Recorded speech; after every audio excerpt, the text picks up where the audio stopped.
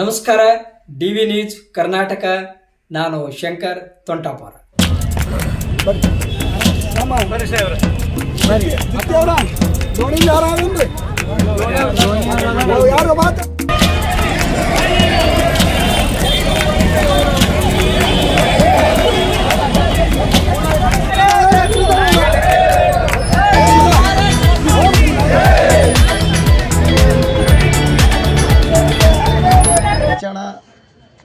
ಮತ್ತು ಬಿಜಾಪುರ ಇಂಡಿ ಕೆಲವೊಂದು ಹಳ್ಳಿಗಳಿಂದ ರೈತ ಬಾಂಧವರೆಲ್ಲ ಇವತ್ತು ಸಿದ್ದೇಶ್ವರ ದೇವಸ್ಥಾನದಿಂದ DC ಆಫೀಸದವರೆಗೆ ರೇವಣಸಿದ್ದೇಶ್ವರ ಏತ ನೀರಾವರಿ ಸಲುವಾಗಿ ಇವತ್ತು DC ಆಫೀಸ್ನಾಗ ಬಂದು ಎಲ್ಲರೂ ಧರಣಿ ಕೂತು ಸತ್ಯಾಗ್ರಹವನ್ನು ಪ್ರಾರಂಭ ಮಾಡಿದ್ದಾರೆ. ಅಧಿಕಾರಿಗಳ ಜೊತೆ ಅಲ್ಪ ಸ್ವಲ್ಪ ಮಾತನಾಡಿದ್ದಾರೆ. ಅದಕ್ಕೆ ಸರಿಯಾಗಿ ಸಂತೃಪ್ತಿಯಾಗಿ ರೈತರ ಮನಸ್ಸಿಗೆ ಆನಂದ ಆಗುವ ರೀತಿಯೊಳಗೆ ಯಾವ ಅಧಿಕಾರಿಗಳನ್ನು ಉತ್ತರ ಕೊಡ್ತಾ ಇಲ್ಲ. ಅಷ್ಟೊಂದು ಜವಾಬ್ದಾರಿಯನ್ನು ಯಾರೂ ತಗೊಳ್ತಾ ಇಲ್ಲ. ರೈತರಂದ್ರೆ ಬಹುಶಃ ಅವ್ರು ಏನು ತಿಳ್ಕೊಂಡ್ರೆ ಗೊತ್ತಿಲ್ಲ. ದೇಶದ ಬೆನ್ನೆಲುಬು ರೈತರ ಕಷ್ಟಪಟ್ಟರೆ ಅವರು ಹೊಲದೊಳಗೆ ಬೆಳೆದ್ರೆ ಇಡೀ ದೇಶ ಸಮಾಜ ಊಟ ಮಾಡ್ತದೆ ಅನ್ನೋದು ಆ ಒಂದು ಅರಿವು ಅಧಿಕಾರಿಗಳಿಗಿರಬೇಕು. ಮತ್ತು ಇಲ್ಲಿ ತನಕ ನಾಗಠಾಣ ಮತಕ್ಷೇತ್ರದ ಶಾಸಕರಾಗಲಿ ಅಥವಾ ಲೋಕಲ್ ಬಿಜಾಪುರದ ಯಾವುದೇ ಶಾಸಕರು ಮಂತ್ರಿಗಳಾಗಲಿ ಯಾರೂ ಬಂದು ಸ್ಪಂದಿಸಿಲ್ಲ. ಅಂದ್ರೆ ಓಟಿನ ಸಲುವಾಗಿ ಬಂದಾಗ ಮನೆ ಬರ್ತಾರೆ, ಕಾಲು ಹಿಡಿತಾರೆ, ಕೈ ಮುಗಿತಾರೆ. ಆದರೆ ಇವತ್ತು ಯಾರೂ ಬರ್ತಾ ಇಲ್ಲ ಅಂದ್ರೆ ಇದು ಭಾಳ ಆಶ್ಚರ್ಯ ಅನ್ನಿಸ್ತದೆ. ಅದಕ್ಕೆ ರೈತರು ಬಂದದ್ದು ಅದಕ್ಕೆ ಕುಡಿಯುವ ನೀರಿನ ಸಂಬಂಧ ಮೂಲಭೂತ ಸೌಕರ್ಯ ಕುಡಿಯುವ ನೀರು ಮತ್ತೇನು ಬೇಡ್ತಾ ಇಲ್ಲ. ಅವರು ರೈತರಂಥ ದೊಡ್ಡ ಮನಸ್ಸು ಬಹುಶಃ ಯಾರಿಗೂ ಇರುವುದಿಲ್ಲ ಅಂತ ನನಗನ್ನಿಸ್ತದೆ. ಬರೀ ಕುಡ್ಲಿಕ್ಕೆ ನೀರು ಬೇಡ್ತಾ ಇದ್ದಾರೆ ಮನುಷ್ಯರಿಗೆ, ದನಗಳಿಗೆ. ಬೆಳೆಗಂತೂ ಒತ್ತಡ ಉಳಿಲಿ. ಅದಕ್ಕೆ ಈ ಏನು ರೇವಣಸಿದ್ದೇಶ್ವರ ಏತ ನೀರಾವರಿ ನಡೆದದ ಇದು ಅರ್ಧಂಬರ್ಧ ನಡೆದೈತಿ. ಎಷ್ಟು ನೀರಾವರಿ ಯೋಜನೆಗಳು ಬಂದಾವ, ದಂಡಿ ತನಕ ಬರಲಾರ್ದೇ ಚಡ್ಚಣ ತಾಲೂಕು ನೀರಾವರಿ ಯೋಜನೆಗಳಿಂದ ವಂಚಿತ ಆಗೈತಿ. ನೀರೇ ಸಿಕ್ಕಿಲ್ಲ. ಮತ್ತು ಇದನ್ನು ನಾವು ಹೋರಾಟ ಮಾಡಲಿ ಅಂದ್ರೆ ಇದನ್ನೂ ನೀರು ಸಿಗಲ್ಲ ನಮಗೆ. ಮೊದಲನೇ ಹಂತದೊಳಗೆ ಈ ಕಾರ್ಯ ಪ್ರಾರಂಭ ಆಗಬೇಕು.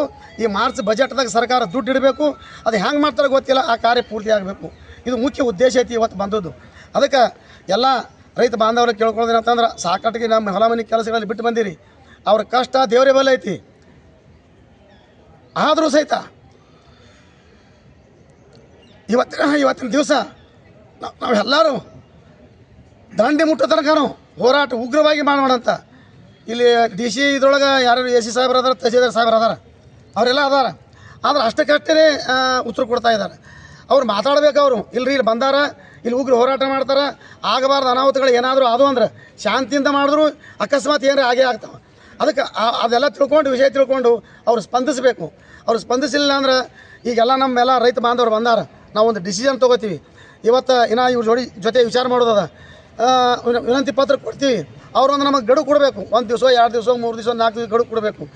ನಾವು ಎದಕ್ಕೆ ಬಂದಿದ್ದೆವು ಆ ಉದ್ದೇಶ ಅವತ್ತು ಪ್ರಾಕ್ಟಿಕಲಾಗಿ ಎಲ್ಲ ಅಧಿಕಾರಿಗಳು ಇರಬೇಕು. ಅದಕ್ಕೆ ಸರಿಯಾದ ಉತ್ತರ ಬರಬೇಕು. ಅದು ನಮಗೆ ಎಲ್ಲರಿಗೂ ಸಮಾಧಾನ ಆಗಬೇಕು. ಆ ಸಮಾಧಾನ ಆಗೋ ರೀತಿಯಲ್ಲಿ ಅವ್ರು ಹೇಳಬೇಕು. ಅದು ಪ್ರಾಕ್ಟಿಕಲಾಗಿ ನಡಿಬೇಕು. ಅದು ನಡೀತು ಅಂತಂದ್ರೆ ಮುಂದೆ ಹೋರಾಟ ನಿಲ್ಲಿಸ್ತೈತಿ.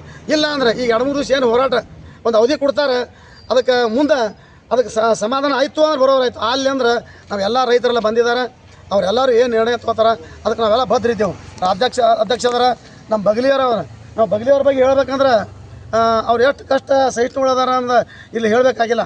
ಈಗ ಚಡ್ಚಾಣದ ಪ್ರತಿಯೊಂದು ಹಳ್ಳಿಗೆ ಈಗ 15 ದಿವಸ ಆಯಿತು. ಪ್ರತಿಯೊಂದು ಹಳ್ಳಿಗೆ ಬರ್ತಾರೆ. ಅವ್ರು ಯಾವ ಸ್ವಾರ್ಥನೂ ಇಲ್ಲ. ಅಲ್ಲಿ ಹಳ್ಳಿಗೆ ಬರ್ತಾರೆ, ಜನರಿಗೆಲ್ಲ ಕೂಡಿಸ್ತಾರೆ, ಇದ್ದ ಹಕ್ಕಿಕತೆ ಹೇಳ್ತಾರೆ.